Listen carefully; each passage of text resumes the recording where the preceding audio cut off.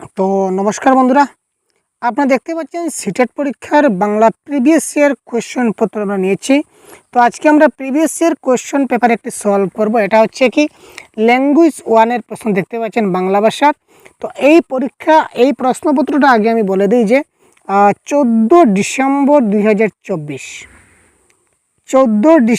2024 ইংরেজি লাস্ট যে আমাদের সিটেট পরীক্ষা হয়েছিল, এই পরীক্ষায় আমাদের বাংলা কী প্রশ্নপত্র এসেছিল, এই বাংলা প্রশ্নগুলো আমরা এবার দেখে নেব এবং অফিসিয়াল আনসার কি, তার কোন কোন প্রশ্ন সঠিক মেনেছে এবং এই প্রশ্নের সঠিক আনসার কি, সবগুলো ডিটেলস আমরা আলোচনা করব। টোটাল 30টি প্রশ্ন আলোচনা করব সম্পূর্ণ ক্লাসে আজকে আমরা। ঠিক আছে, একদম প্যাসেজ, কবিতা, তারপর প্যাডাগজি, সবগুলো একদম টোটাল কমপ্লিট প্রশ্ন আমরা এবারে দেখতে চলেছি অফিসিয়াল আনসার কির সাথে নিয়ে। আমার কাছে অফিসিয়াল আনসার কি রয়েছে, আমি অফিসিয়াল আনসার কির সঙ্গে মিলিয়ে আপনাদের আনসারগুলো বের করে দেখিয়ে দেব। তো প্রথমে আমরা দেখুন একটা প্যাসেজ রয়েছে আমাদের সম্মুখে। তো প্যাসেজ থেকে আমরা এবার এই প্রশ্নগুলো দেখব। এবার দেখুন 1 নম্বর প্রশ্ন কি বলেছে, প্রজাপতির রঙিন বাহারি পাখনার রং তার কি কাজে লাগে? প্রজাপতির রঙিন বাহারি পাখনার রং তার কোন কাজে লাগে? শত্রুর হাত থেকে রক্ষা পেতে, রেশম তৈরি করতে, নাকি খাবার সংগ্রহ করতে, নাকি ফুলে ফুলে উড়ে বেড়াতে? তো এই প্রশ্নের কারেক্ট আনসার দেখতে গেলে আমাদেরকে যেতে হবে প্যাসেজে। তো প্যাসেজে গিয়ে আমরা একটু দেখে নিই। এবার দেখুন, প্রজাপতির মুড়ে রাখা ডানা নকশা এবং রং প্রায় এমন হয় যে সে অনায়াসে তার গাছের পাতা ও ফুলের সঙ্গে একেবারে মিশে থাকতে পারে। ঠিক আছে, এর জন্য উড়তে উড়তে হঠাৎ কোথাও বসে পড়লে তার শত্রু পাখিরা আর তাকে দেখতে পায় না। অর্থাৎ এই যে প্রজাপতির পাখির যেটা রংটা এই ধরনের রঙিন হওয়ার জন্য সে তার যে কোনো গাছের পাতায় সে বসে যেতে পারে এবং তার শত্রু পাখিরা তাকে আর দেখতে পায় না। সুতরাং এই প্রজাপতির যে রঙিন বাহারি পাখনার রং তার কোন কাজে লাগে? শত্রুর হাত থেকে রক্ষা পেতে। Option number 1 is the right answer. এখানে তারপর দেখুন আমরা পরবর্তী প্রশ্ন আমরা দেখি, প্রজাপতির কোন রূপটি উদ্ভিদ জগতের উপকারে আসে? পরাগ সংযোগকারী, রঙিন ডানার রকমারি নকশা, মধু শোষণকারী, নাকি ফসল অনিষ্টকারী? উদ্ভিদ জগতের উপকারে আসছে বলেছে, মানে ভালো কাজের জন্য। তার মানে দেখুন, প্রজাপতি ফুলে ফুলে উড়ে মধু খায় এবং সেই সুযোগে ফুলের পরাগ সংযোগে সহায়তা করে। এই সহায়তা করা মানে কি? উপকার করে। তার মানে এখানে দেখুন ফুলের পরাগ সহযোগে অর্থাৎ পরাগ সংযোগকারী। অপশন নাম্বার 1 হবে এই ক্ষেত্রে কারেক্ট আনসার। এবং আমি বারবার বলছি এই আনসারগুলো কিন্তু অফিসিয়াল আনসার কির অনুযায়ী আমি আনসারগুলো প্রোভাইড করছি। তো 100% অথেন্টিক কারেক্ট আনসার, এগুলো আপনারা দেখে যান এবং আপকামিং দিনে আপনারা এই করেই প্র্যাকটিস করতে থাকুন, আপনাদের রেজাল্ট ভালো হবে। তাছাড়া আমাদের এই চ্যানেলে 100% এই যে প্রশ্নপত্র যেগুলো দেখাচ্ছি, এইগুলো যে প্যাডাগজি সেকশনটা আছে আমি দেখিয়ে দেবো আপনাদের। এখান থেকে আমাদের পুরো 99% বলতে পারি কমন এসেছে প্যাডাগজি। শুধু একটা প্রশ্ন যেটা আমরা করাইনি এবং এই সিস্টেমে নতুন এসেছিল, এই প্রশ্ন নতুন আসছে, বাকি সবগুলো আমরা করিয়েছি। আমাদের কমিউনিটি ট্যাবে গিয়ে দেখতে পারেন প্রিভিয়াস পরীক্ষার রেজাল্ট আউটের আগেই যখন পরীক্ষা হয়েছিল তখন আমরা পরীক্ষার প্রশ্নের সঙ্গে মিলিয়ে আমরা কমিউনিটি দিয়েছিলাম আমাদের প্রিভিয়াস ভিডিও এবং কী প্রশ্ন এসেছিল সেগুলো আমরা আদৌ ক্লাস করিয়েছি কিনা না, এই সবগুলো একদম স্ক্রিনশট করে আপনাদের এই ইউটিউব চ্যানেলে কমিউনিটিতে দেওয়া আছে, আপনারা দেখে নিন। ঠিক আছে, একদম 99% প্যাডাগজি কমন এসেছিল আমাদের দেওয়া থেকে। এবার দেখুন, নিচের কোন বিবৃতিটি প্রজাপতির ক্ষেত্রে প্রযোজ্য নয়? এই ক্ষেত্রে শুধু ডাইরেক্ট কারেক্ট আনসার যেটা, এটা আমি আপনাদের একটু বুঝিয়ে দিচ্ছি। এবার কোথায় রয়েছে, এই দেখুন, প্রজাপতি যখন মধু খায়, এই দেখুন একটি বেশ বড় শোষক নল তৈরি হয়েছে। এই নলটা কিন্তু গুটানো থাকে, কিন্তু খাবার সময় নলটা সোজা করে ফুলের মধ্যে ঢুকিয়ে দেয়। খাবার সময় কিন্তু যখন সে খাবার খায় তখন কিন্তু এই নলটা কিন্তু গুটানো থাকে না, খাবার সময় নলটা সোজা হয়ে ফুলের মধ্যে ঢুকে। আর যখন সে খাবার খায় না এই সময় নলটা গুটানো থাকে। এখানে কিন্তু কারেক্ট আনসারের পেজ রয়েছে।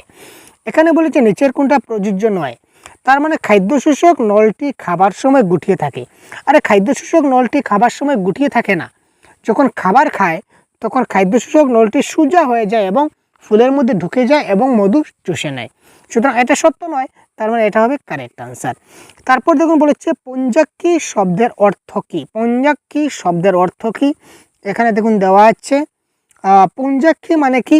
অর্থাৎ অনেকগুলো ছোট ছোট চৌকের সমষ্টি। পুঞ্জাকি শব্দের অর্থ হচ্ছে, এখানে দেখুন ডাইরেক্ট দেওয়া আছে, ছোট ছোট চৌকের সমষ্টি। সুতরাং এখানে আমরা দেখে নেব ছোট ছোট চৌকের সমষ্টি, ক্ষুদ্র অক্ষের সমষ্টি, এটা হবে কারেক্ট আনসার। ঠিক আছে, তারপর দেখুন নেক্সট প্রশ্ন, কোয়েশ্চন নাম্বার 95 কি বলেছে, নিচের বিবৃতিগুলা পড়ুন এবং সঠিক উত্তর নির্বাচন করুন। আচ্ছা পড়ি। এই আঁশগুলি রঙিন আর এগুলির জন্য প্রজাপতির ডানার এত বাহার। প্রজাপতি মধু লুটে ডানা মেলে উড়ে যায়। 1 নম্বর যৌগিক বাক্য, 2 নম্বর এটা বাক্য পরিবর্তনের কথা বলেছে। ঠিক আছে, বাক্য, তো বাক্য তো আপনারা জানেনই, আর কি বলবো আপনাদের। কোয়েশ্চন নাম্বার 95, এই সরল বাক্য জটিল বাক্য অনেক ক্লাস হয়েছে। এই আঁশগুলি রঙিন, এটা একটা বাক্য। এগুলির জন্য প্রজাপতির ডানার এত বাহার, দুটা বাক্য। মধ্যখানে আর নামক অব্যয় দিয়ে কানেক্ট করেছে, তার মানে এটা হচ্ছে যৌগিক বাক্য। এটা হচ্ছে কি বাক্য ভাই? যৌগিক বাক্য। দুটা বাক্যকে একটা শব্দ দিয়ে বা একটা অব্যয় দিয়ে কানেক্ট করা হচ্ছে, দ্যাট ইজ কল্ড যৌগিক বাক্য। আর প্রজাপতি মধু লুটে ডানা মেলে যায়, এটা কোনো কিছু ভেজাল নাই, দ্যাট ইজ কল্ড 1 নম্বর। 2 নম্বরটা সরল বাক্য। তো 1 নম্বরটা যৌগিক বাক্য, 2 নম্বরটা সরল বাক্য, এটা হচ্ছে কারেক্ট আনসার। বাকি এগুলো আমাদের দেখতে হচ্ছে না। ঠিক আছে, তারপর দেখি, ডানা তুলে বসে থাকা প্রজাপতি ডানাগুলিকে কিসের সঙ্গে তুলনা করা হয়েছে? চিত্রিত নকশার সাথে, ফুলের সাথে, নৌকার পালের সাথে, নাকি পাতার সাথে? তো ডানা তুলে বসে থাকা প্রজাপতি ডানাগুলিকে কিসের সঙ্গে তুলনা করা হয়েছে? এই দেখুন এখানে কি এখানটায় খাড়াভাবে তুলে দেয় নৌকার পালের মতো করে। তো এই যে প্রজাপতি যখন কোথাও বসে তার ডানাগুলি মুড়ে পিঠের উপর খাড়াভাবে তুলে দেয় নৌকার পালের মতো করে। তো প্রজাপতির পাখনাগুলা কার সঙ্গে তুলনা করা হয়েছে? নৌকার পালের সঙ্গে তুলনা করা হয়েছে। সুতরাং এই ক্ষেত্রে কারেক্ট আনসার হবে কি? নৌকার পালের সাথে। প্রজাপতির ডানাগুলোকে কার সঙ্গে তুলনা করা হয়েছে? নৌকার পালের সাথে। প্রজাপতির চোখ তার দেহের কোন অংশে থাকে? এই প্রশ্নটা কনফিউশন ছিল, এবার কনফিউশনটা দূর করবো আপনাদের। প্রজাপতির চোখ দেহের কোন অংশে থাকে? এবার আমরা প্যাসেজে একটু সময় নেব আপনাদেরকে, তারপর আমি আপনাদের বুঝিয়ে দিচ্ছি পুরো ডিটেলস। এখানে দেখুন কোথায় দেওয়া আছে, সে এই দেখুন, প্রজাপতি হাতে নিয়ে দীপু তার দেহের বিভিন্ন অংশ বেশ ভালো করতে লক্ষ্য করতে লাগলো। এই যে এখানে কিন্তু একটা প্রশ্ন আছে, দেখে নিন। প্রজাপতির হাতে নিয়ে দীপু তার দেহের বিভিন্ন অংশটা ভালো করে দেখতে লাগলো। এই দীপু প্রজাপতির দেহটা কি করে দেখতে লাগলো? খুব মনোযোগ দিয়ে দেখতে লাগলো, তাই তো, বেশ ভালো করে দেখতে লাগলো। এরই নাম পর্যবেক্ষণ। সে দেখলো, কি দেখলো? ছোট্ট একটা গোল মাথা রয়েছে, তার মাঝারি আকারের বুক রয়েছে, একটা সরু লম্বা পেট আছে, আর এই 3টি অংশ দিয়ে প্রজাপতির দেহটা তৈরি।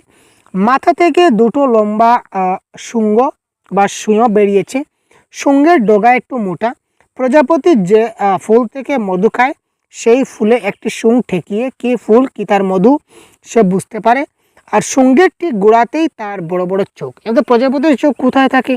এখানে বলেছে শুঙ্গের গোড়াতে, শুঙ্গের গোড়াতে। ঠিক আছে, শুঙ্গের গোড়া মানে কি? শুঙ্গের একদম নিচের দিকে। ঠিক আছে, তার মানে শুংটা কোথায় আছে? শুংটা তো তার মাথায় আছে, শুংটা তার মাথায় আছে না? তার মানে আলটিমেটলি তার চোখটা কোথায় থাকলো? চোখটা তার মাথায় থাকলো। ঠিক আছে, জিনিসটা বুঝবেন, কিন্তু কোয়েশনটা একটু পেছিয়ে দিয়েছে। এখানে শুঙ্গের একটু গোড়াতেই বেঁচে, সিংহের গোড়া বলেছে, কিন্তু অপশনে দিচ্ছে শুঙ্গের ডগায়।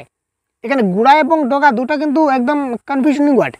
যদিও অপশনে শুঙ্গের গোড়া থাকতো তাহলে ঠিক আছে, শুঙ্গের গোড়া, কিন্তু আমরা দেখব অপশনে শুঙ্গের ডগা নেই, শুঙ্গের গোড়া নেই, শুঙ্গের ডগা রয়েছে। তো শুঙ্গের গোড়া মানে শুঙ্গের একদম নিচের দিক, শুঙ্গের একদম নিচের সাইড। তো যেহেতু নিচের সাইড, আচ্ছা ধরে নিন এটা একটা প্রজাপতি, এটা একটা প্রজাপতি। তো প্রজাপতির এটা হচ্ছে মাথা, তো মাথা, এটা হচ্ছে শুং, ঠিক আছে, শুং, এটা শুং। আর এটা হচ্ছে কি শুঙ্গের একদম নিচের দিক। এখানে বলেছে কি সিংহের ঠিক গোড়াতেই 2টা চোখ। এই যে শুং, এই শুংটা হচ্ছে এখানে, আর এখানে তার চোখ রয়েছে। তো এই চোখটা কি রয়েছে? তার মাথার উপরে রয়েছে, তাই তো। সুতরাং কারেক্ট আনসার হবে এখানে কি? মাথার উপরে ইজ দ্য রাইট আনসার। এই প্রশ্নটা কিন্তু অনেক কনফিউশন ছিল, এবার আমি ক্লিয়ার করতে পেরেছি আশা করি।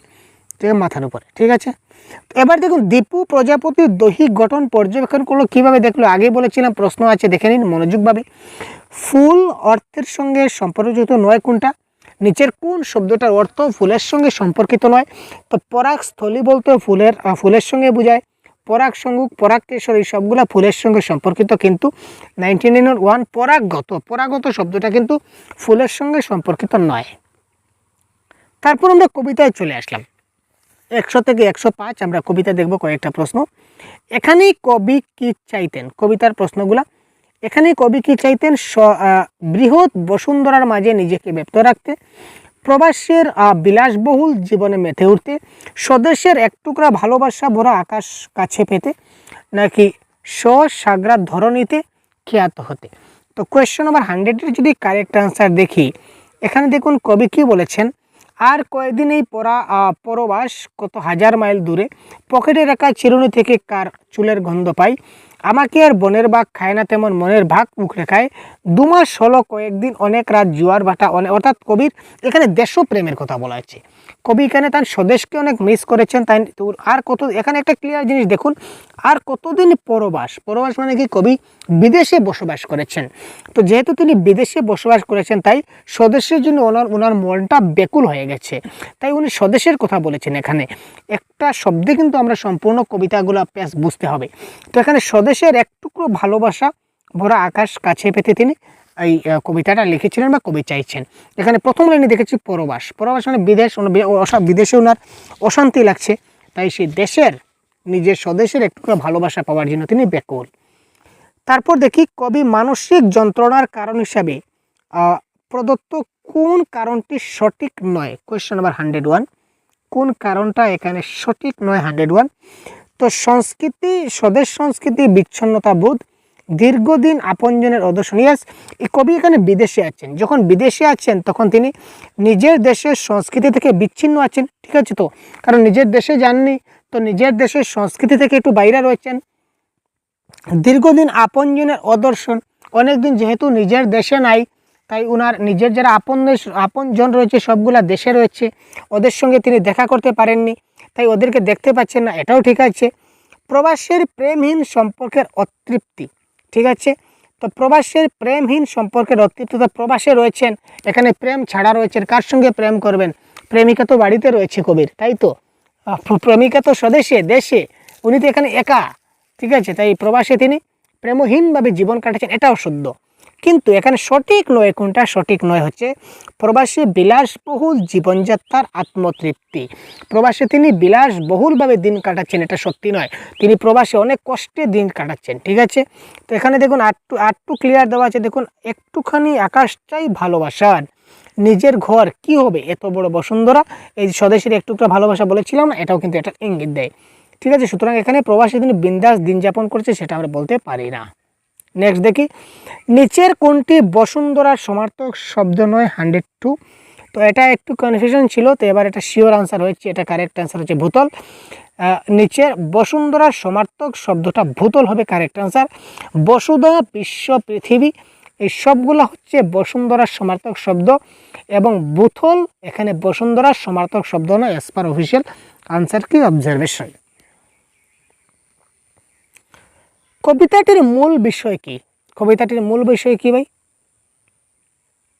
103 আমরা একটু দেখেছিলাম। তো প্রবাসবাসের মানসিক যন্ত্রণা, এক লাইনে দেখেছিলাম যে প্রবাসবাসে কবি মানসিক যন্ত্রণায় ভুগেছিলেন। এই যে দেখুন, সহ্য করা কঠিন এ পরবাস, এখানে একটা লাইন দেখুন, সহ্য করা কঠিন এ পরবাস, অর্থাৎ তিনি পরবাস সহ্য করতে পারছেন না, অর্থাৎ তিনি বিদেশ অর্থাৎ প্রবাসবাসের তিনি কি করছেন, মানসিক যন্ত্রণা ভোগ করছেন। সুতরাং এটা কারেক্ট অ্যান্সার। পরবাস কি পদ, ক্রিয়া, অব্যয়, বিশেষ্য নাকি বিশেষণ, 104। তো এটা কারেক্ট অ্যান্সার হবে পরবাস 104। যদি দেখি তাহলে পরবাস এটা একটা বিশেষ্য পদ, এটা হচ্ছে একটা নাউন, ঠিক আছে। 105, সংজ্ঞা শব্দটির দ্বারা এখানে কি বোঝানো হয়েছে, কোয়েশ্চেন নাম্বার 105। একটু দেখি তো কোনো ক্লু পাই কিনা না। 105 সংজ্ঞা,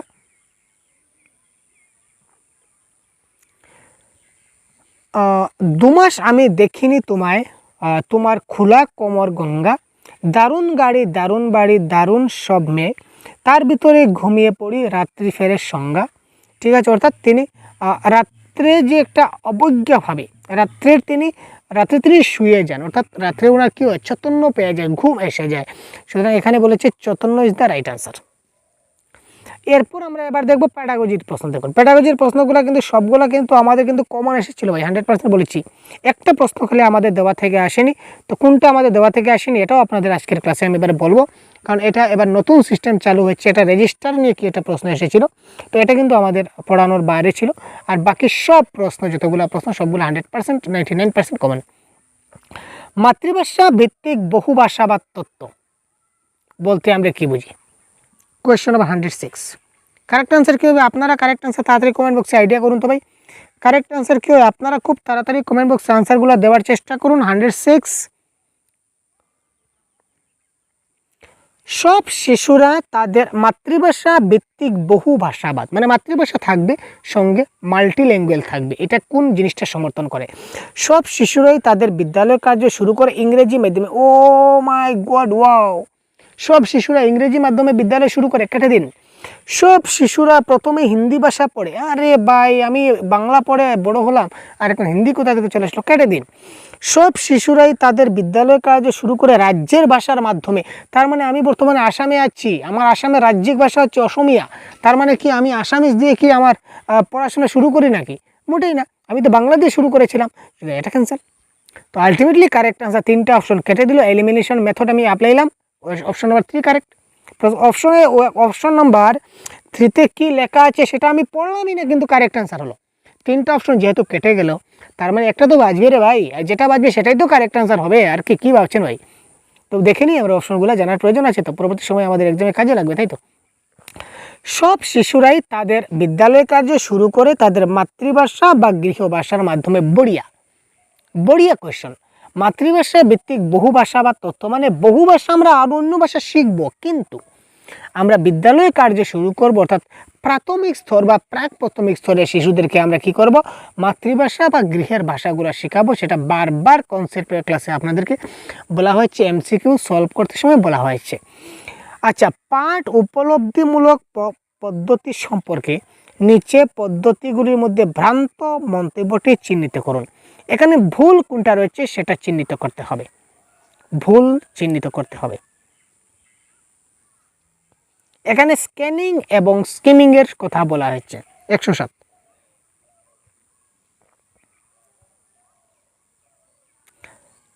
আলতো পাঠ পুনর্বিচারের জন্য উপযুক্ত এবং পুঙ্খানুপুঙ্খ পাঠ কোনো বিশেষ প্রশ্নের উত্তরদানে অধিক সহায়ক। আলতো পাঠ মানে কি? স্কিমিং মানে আমি পাতলা পাতলা পড়ে গেলাম। আলতো পাঠ মানে কি ভাই? স্কিমিং মানে আমি পাতলা পাতলা পড়ে গেলাম, মোটামুটি একটা পড়লাম, বুঝলাম, বা শেষ, পূর্ণ বিচারের জন্য উপযুক্ত। আর পুঙ্খানুপুঙ্খ পাঠ মানে স্ক্যানিং করা। তো স্ক্যানিং করলে আমি একটা বিশেষ প্রশ্নের উত্তর দিতে আমি সক্ষম হই। কারণ মানে কি, আমি তো খুঁজছি এই প্রশ্নটা। আরে তুমি পেপারে কাটিংটা পড়ছো, দেখো তো আমার সম্বন্ধে কি লিখেছে, ঠিক আছে? তো আমি যেহেতু সম্পূর্ণ পেপারের মধ্যে ওই ব্যক্তিটির কথা খুঁজছি, তার মানে ব্যক্তিটাকে বলতেই পারবো তো যে ভাই আপনার কথাটাই বলেছে, ঠিক আছে? আর যদি পেপার পড়ি সম্পূর্ণ, আমি যদি স্কিমিংয়ের মাধ্যমে যদি পেপারটা পড়ি, আচ্ছা পেপারে কি দিয়েছিল রে? পেপারে ওই দিয়েছে, ওই খবর, মোটামুটি তাকে একটা রাফ আইডিয়া বলে দিলাম। 100% কিন্তু কোনো কিছু বলতে পারবো না, হয়তো এক দুটা বলতে পারবো, যেট ইজ কল স্কিমিং। তো এটাও শুদ্ধ, ঠিক আছে? আলতো পাঠ এবং পুঙ্খানুপুঙ্খ পাঠ উভয় পাঠের মাধ্যমে দ্রুত চোখ বাড়ানোর প্রয়োজন। ইয়াস, স্ক্যানিং এবং স্কিমিং দুটাতে কিন্তু আমরা দ্রুত পড়ি, ঠিক আছে? স্ক্যানিংটা আমরা দ্রুত পড়ি, স্কিমিংটাও দ্রুত পড়ি, ফাস্ট পড়ি, কোনো ব্যাপার নেই। আলতো পাঠ পাঠের দ্রুত পঠনের সঙ্গে সম্পর্কিত এবং পুঙ্খানুপুঙ্খ পাঠ বিশেষ তথ্যের সন্ধানে, ঠিক আছে? এটা মানে নিলাম। কিন্তু আলতো পাঠটা গভীর পাঠের অতিরিক্ত এবং পুঙ্খানুপুঙ্খ পাঠ ভাষা পাঠের অতিরিক্ত। এটা ভুল, এটা ভ্রান্ত মন্তব্য। এটা শুদ্ধ হওয়া উচিত ছিল যে আলতো পাঠটা ভাষা পাঠ। আলতো পাঠ মানে ওই যে স্কিমিংটা হচ্ছে একটু পাতলা পাতলা পড়ে নিলাম আলতো পাঠটা, আর স্ক্যানিংটা হচ্ছে অতিরিক্ত পাঠ, এটা মনোযোগ সহকারে কিছুটা পড়ে নিলাম, ঠিক আছে? স্ক্যানিং একটু ভালো করে গভীর মনোযোগ দিয়ে পড়লাম, ঠিক আছে? মানে কি আছে ডিটেলসগুলো খুঁজে বের করতে হবে। তো সুতরাং এই ক্ষেত্রে আলতো পাঠ মানে কী হবে? ভাষা পাঠ হবে, এটা পুঙ্খানুপুঙ্খ পাঠ ভাষা পাঠ নয়। সুতরাং কারেক্ট আনসার হচ্ছে অপশন নাম্বার 4। এখানে ভ্রান্ত বলেছে, তাই আমরা ভ্রান্ত আইডিয়াটা বের করে দিলাম। নেক্সট দেখি, যখন শিশুরা তার চারপাশের বস্তু ঘটনা সরাসরি যা দৃশ্যমান সে সম্পর্কে প্রশ্নের ক্ষেত্রে ভাষা ব্যবহার করে, তখন নিম্নে প্রদত্ত কোন ব্যবহারটি অন্যান্যগুলির চাইতে অধিক ব্যবহৃত হয়? 108। ধরে নিন এই প্রশ্ন যদি আমরা বোঝাতে যাই, তো ধরে নিন আপনার কাছে, আপনার ঘরে একটা শিশু আছে, আপনার ঘরে একটা জিনিস দেখলো, দেখার পর বললো বাবা ওইটা কী, আরেকটা জিনিস দেখলো মা ওইটা কী, আরেকটা জিনিস দেখলো মা ওইটা কী, মা ওইটা দিয়ে কী হয়, বাবা ওইটা দিয়ে কী করা হয়, ভাই ওইটা দিয়ে কী করা হয়। এই যে বাচ্চাটা যে আপনাকে প্রশ্ন করছে, ওই প্রশ্ন করছে তার মানে কী হচ্ছে, প্রশ্নের মাধ্যমে তার ভাষা ব্যবহার করছে। আর এই ভাষাটা সে কেন ব্যবহার করছে, সে ইনকোয়ারি করতে জানতে চাইছে, বুঝতে চাইছে, অনুসন্ধান করতে চাইছে যে জিনিসটা কী, সে ইনকোয়ারি করতে চাইছে, ইনকোয়ারি বেসড, সে বুঝতে চাইছে, অনুসন্ধান করতে চাইছে। সুতরাং কারেক্ট অ্যান্সার হচ্ছে অনুসন্ধানমূলক। মনুষ্য ব্যবহৃত ভাষার কোন বৈশিষ্ট্যটির মধ্যে সেই বস্তুগুলি সম্পর্কে মানুষরা কথা বলতে পারে যেগুলি নিকটবর্তী সময় স্থানে উপস্থিত নয়? 109।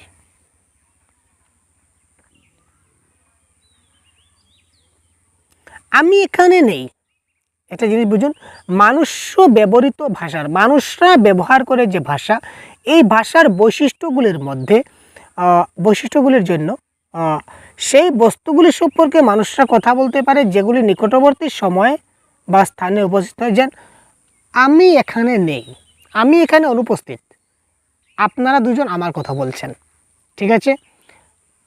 আপনি নেই, ধরে নিন আপনি, এই যে হ্যালো হ্যালো মিস্টার, মিসেস, আপনাকে বলছি যে ভিডিও দেখছেন, হ্যালো আপনাকে বলছি ভাই, ইয়েস আপনাকে, এই যে আপনি আমার ভিডিওটা দেখছেন, ঠিক আছে, আপনি তো এখন আমার কাছে নেই, আমি আপনার কথা অন্য একজনকে বলছি আপনার অনুপস্থিতিতে।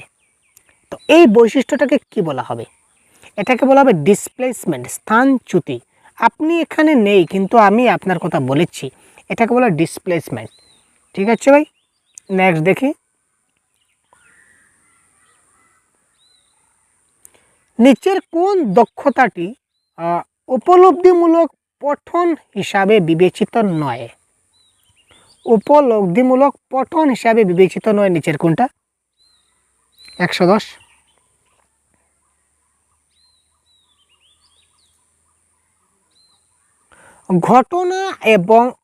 ঘটনা অথবা ধারণার ক্রম সংগঠিত এবং মূল্যাঙ্কিত করা, সেটা একটা পঠন হবে আমাদের। একটি এখন পর্যন্ত পঠিত পাঠের মনোগত সংযোগীকরণ, যা যা পড়তে পেরেছি সবগুলা যদি মনোযোগ অর্থাৎ মনে রাখতে পারি, সেটা আমার পঠন, অর্থাৎ রিডিং উইথ আন্ডারস্ট্যান্ডিং করতে হবে। পরবর্তী বিষয়ের অনুমান করা, আমি যে পড়লাম এতটুকু পড়লাম, তারপরে গল্পের মধ্যে কী হতে পারে এটা আমি অনুমান করতে পারবো। কিন্তু স্বতন্ত্র অক্ষর বা বর্ণের উপর গুরুত্ব প্রদান, এটা উপলব্ধিমূলক পঠনের ক্ষেত্রে নয়।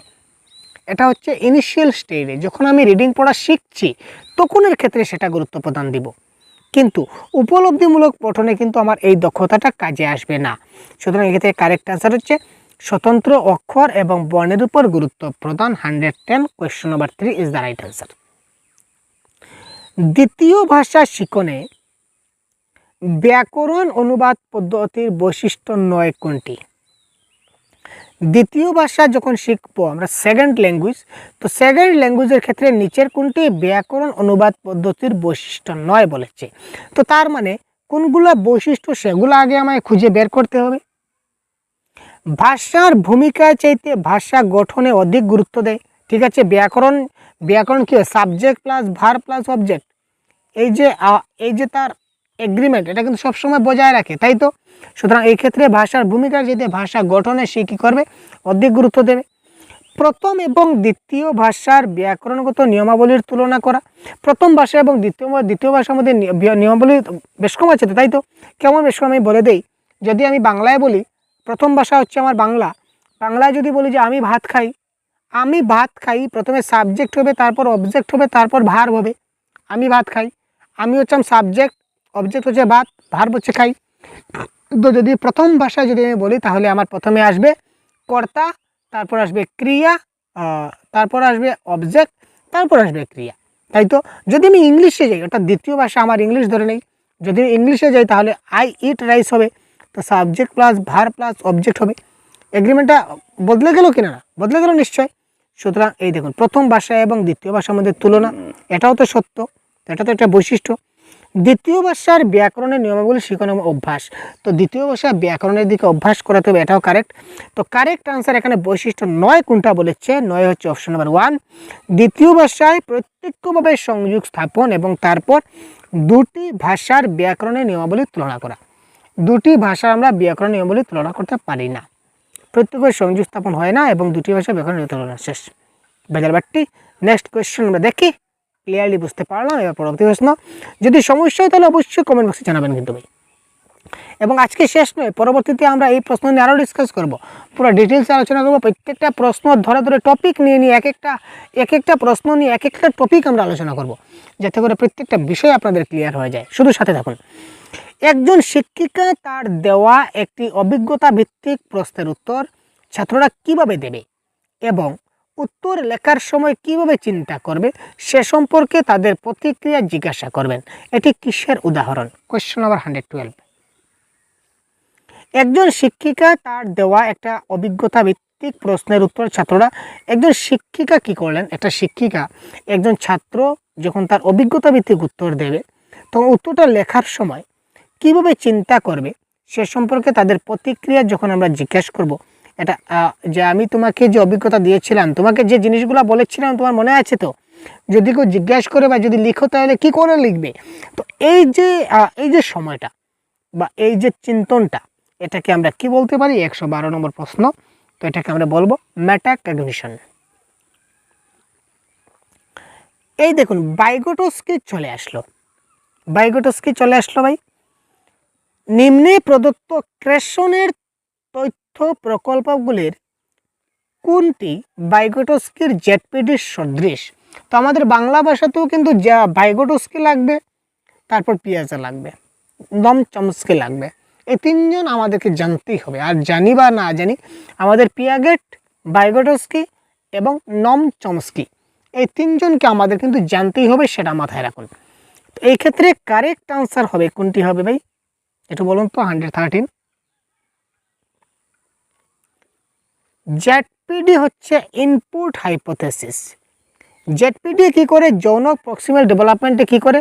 যখন আমি পারি না, যখন আমি পারবো না, তখন এই জেডপিডি কি করে? আমাকে সাহায্য করে দেয়, আমাকে পারতে সাহায্য করে দেয়, একটু হেল্প করে দেয়, কেউ হেল্প নিলে আমি পেরে দিই। ঠিক আছে, সেটাই তো। তো ইনপুট হাইপোথেসিস মানে এটাই। একটু সমস্যা হচ্ছে যেখানে একটু তথ্য যদি একটু অন্তর্ভুক্তি করে দিই তাহলে কিন্তু কাজটা হয়ে যায়। সুতরাং কারেক্ট আনসার হচ্ছে অপশন নাম্বার 3। কামিন্সের পারস্পরিক নির্ভরশীল তথ্য অনুযায়ী নিচের কোনগুলি একে অপরের উপর পরস্পর নির্ভরশীল? Question number 114। তো এটা কারেক্ট আনসার হবে প্রথম এবং দ্বিতীয় ভাষার জ্ঞানাত্মক শিক্ষামূলক দক্ষতা।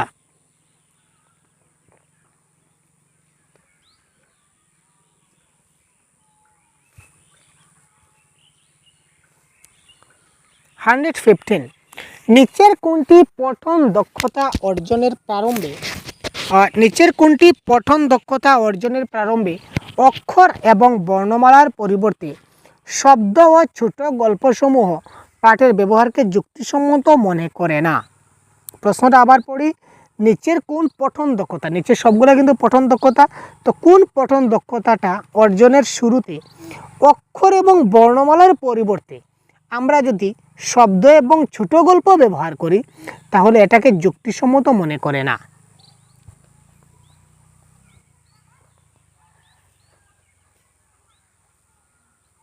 এটা কারেক্ট আনসার হবে অপশন নাম্বার 3, 115-এর 3 হবে কারেক্ট আনসার। প্রথম পাঠক ক্ষুদ্রতর এককের চাইতে বৃহত্তর এককগুলিতে বেশি ভালোভাবে কেন্দ্রীভূত হতে পারে, এটা কিন্তু আমাদের মানাবে না। ভাষা এবং উপভাষার ক্ষেত্রে ভাষাতাত্ত্বিক দিক দিয়ে সঠিক কোনটা? ভাষা এবং উপভাষার ক্ষেত্রে ভাষাতাত্ত্বিক দিক দিয়ে সঠিক কোনটা? 116 যদি দেখি,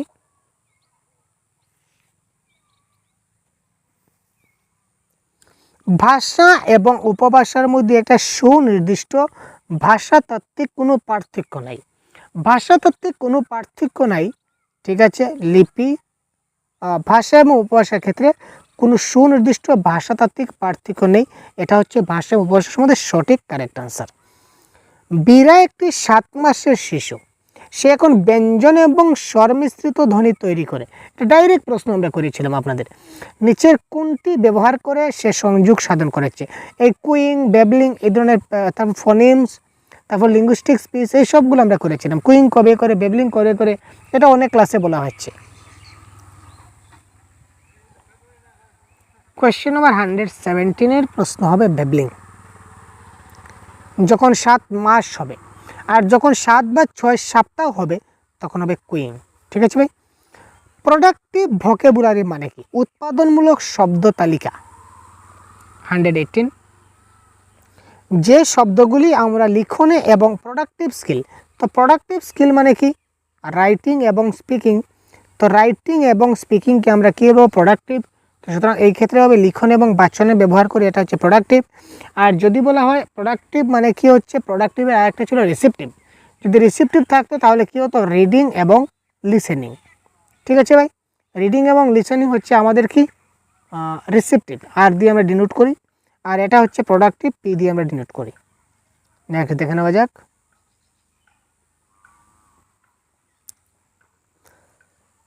কোনটি নিচের কোনটি ভাষা অর্জন যন্ত্রের ধারণার সাহায্যে ব্যাখ্যা করা হয়নি?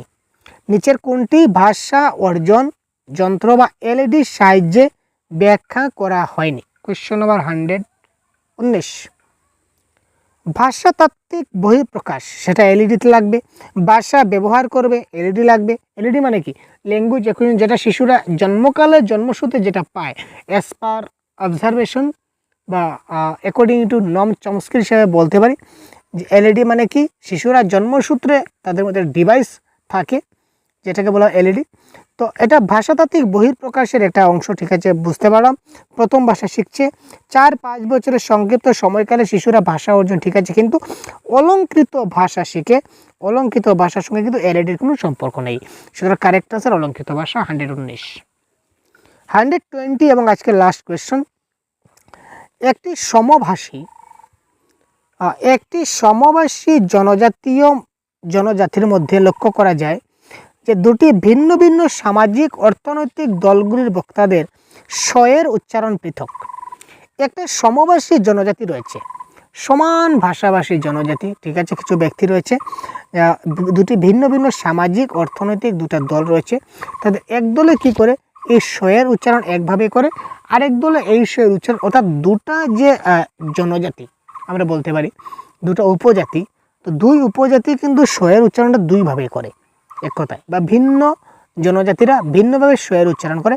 এটার মূল কারণ কি বা এটা কিসের উদাহরণ যদি বলি তাহলে এটা কারেক্ট আনসার হবে সমাজ সম্পর্কিত ভাষাতাত্ত্বিক যে বৈচিত্র্য রয়েছে, ভাষাতাত্ত্বিক বৈশিষ্ট্য।